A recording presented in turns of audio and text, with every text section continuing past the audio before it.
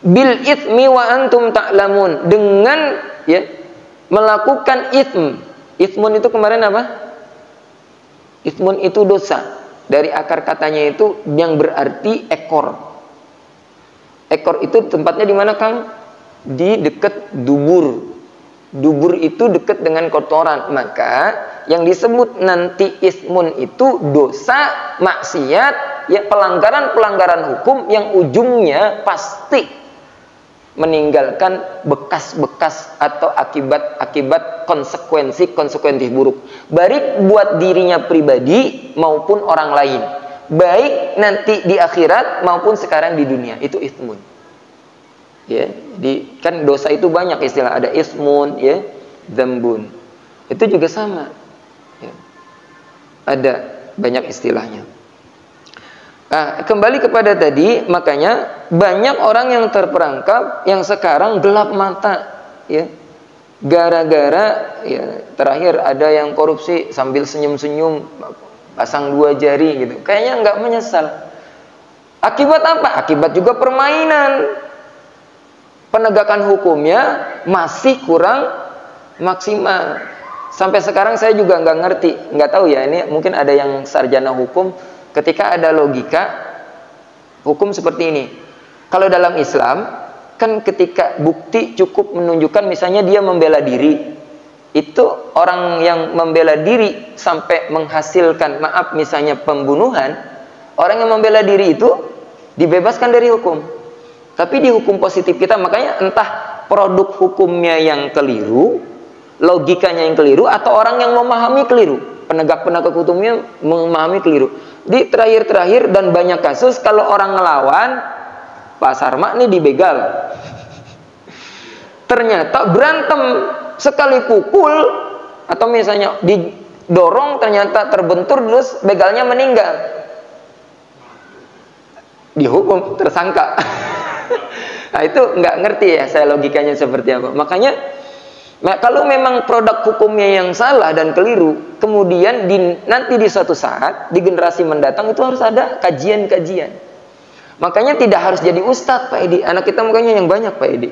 Ada sarjana hukum, ada yang di pabrik, ada yang menjadi dokter. Tarik napasnya panjang banget, Mas Sarah. Ya. Kalau kita tidak bisa mencapai itu, harapannya di anak kita dapat cucu yang banyak. Jangan dikabein kecuali untuk ngatur jarak. Kalau kira-kira ngatur jarak, misalnya bisa tersendat atau misalnya jadi fertil, menjadi terjadi kemandulan, dihindari. Karena Rasulullah itu bangga dengan umatnya nanti yang banyak. Dan apa? Untuk menimbulkan atau menghasilkan orang-orang yang baik yang banyak. Kalau kita kalah, orang baiknya jumlahnya kalah, makanya dalam memperjuangkan kebenaran jadi seringkali kalah, gitu ya. Nah, itu kepada ayat-ayat tentang bagaimana kita, ya, tidak hanya harta, ya, tidak hanya harta secara langsung. Saya sering ungkapkan bahwa kalau habis dapat kriteria takwa, habis dengar khutbah Jumat, habis keluar dari bulan puasa, ini yang banyak terjadi. Banyak koruptor jalanan. Kita sebagai warga sipil, ya bukan yang lain-lain ya, saya nggak bahas lah yang lain. Bagaimana kita korupsi? Jadi kata saya bilang, mimpi kalau kita ya, mengharapkan kepemimpinan yang adil, negeri kita yang makmur, yang sejahtera, yang barokah, sementara orang-orang di bawahnya, kita sebagai umat ini masih melakukan pelanggaran-pelanggaran. Ya, ngelawan arus, ngambil jalan orang, ngasih sen seenaknya. Itu harus bertaubat tuh. Kalau dari bawah udah mulai kayak di Jepang, ya, Kang Herman atau siapa Bapak yang pernah lihat video atau pernah ke Jepang, itu kalau mobil di sini, mobil nih di sini, motor di sini, walaupun ada celah di samping kiri kanannya, dia tetap dari belakang kalau memang datangnya belakangan. Tuh, Pak. Orang yang katanya mayoritas tidak beragama, tidak mengenal Islam, walaupun sekarang lagi tumbuh orang mengenal Islam di Jepang.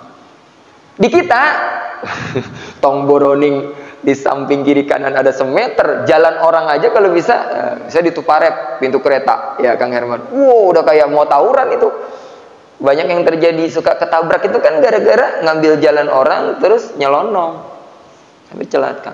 Kalau pemandangan itu masih terjadi, kita dari dalam mobil buang bekas ciki. Nah, anak kita nih yang suka nyobek sampo, nyobek ciki, mulai aja dari kamar mandi kita lihat, dari rumah kita, kamar mandi kita, ketika kita di mobil, ketika kita misalnya minum, nih anaknya udah memang anaknya sambil motoran, digoncengin sama bapaknya atau ibunya, lagi keluar jalan sore, minumnya tangan kiri, habis itu dibiarkan sama orang tuanya, itu orang tuanya tanggung jawab.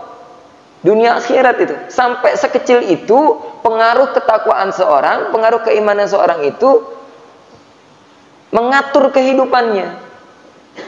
Makanya saya prihatin kalau kadang-kadang istrinya mah dijilbab panjang, bahkan kadang-kadang sampai pakai niqab, kaos kakinya lengkap.